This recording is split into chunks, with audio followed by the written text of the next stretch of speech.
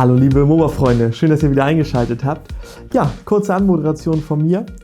Was machen wir? Ich habe ein bisschen den Berg weitergebaut bei meinem Kunden und habe mir selber meinen Doppelstockzug endlich mal zurechtgebaut. Ich hatte nämlich meine beiden Märklin-Sets ja verkauft, um auf 1:87 Wagen umzusteigen.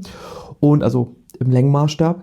Und hatte jetzt welche von Tillich, also von Rocco. Und die sind von Tillich hergestellt. Die muss ich noch fertig machen. Hatte ein Wagenset, Bahnland Bayern, auch von Rocco mir bestellt gehabt über eBay. Und ja, die sind von Hobbytrade. Genau, so.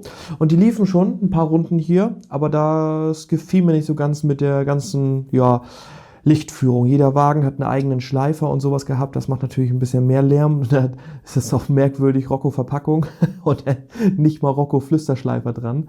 Aber alles gut, das sind so Kleinigkeiten. Ich habe den Fehler gefunden bei den Wagen, warum die Stromaufnahme so schlecht ist. Und habe dann jetzt da ein Kabel reingelötet und gleich auch einen Flüsterschleifer eingebaut. Und dann bin ich mit den Viessmann stromführenden 2-poligen Kupplungen durch die Wagen gegangen, um auf einen einzigen Schleifer zu kommen für den Wagenverband. Genau, richtig.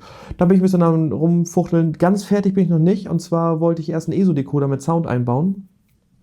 Das hat nicht ganz hingehauen, das funktioniert nicht. Warum auch immer. Ich werde mal schauen. Vorgesehen ist da ein Zimo-Decoder, den werde ich jetzt bestellen.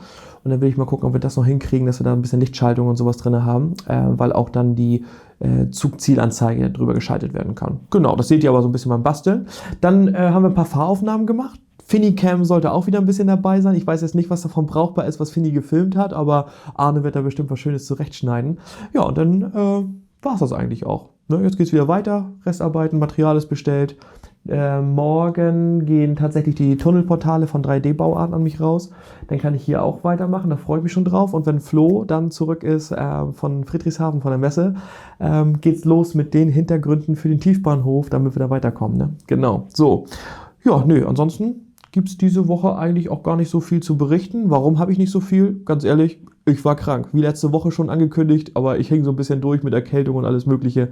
Deswegen habe ich mal ein bisschen ruhiger gemacht, damit ich wieder gesund werde und auch dann wieder durchstarten kann. Genau. Ja, nee, ansonsten, ja, würde ich euch sagen, wünsche ich euch einfach nur viel Spaß und dann sehen wir uns hoffentlich nächste Woche wieder. Danke fürs Einschalten und denkt dran, Daumen hoch und Abo dalassen. Vielen Dank.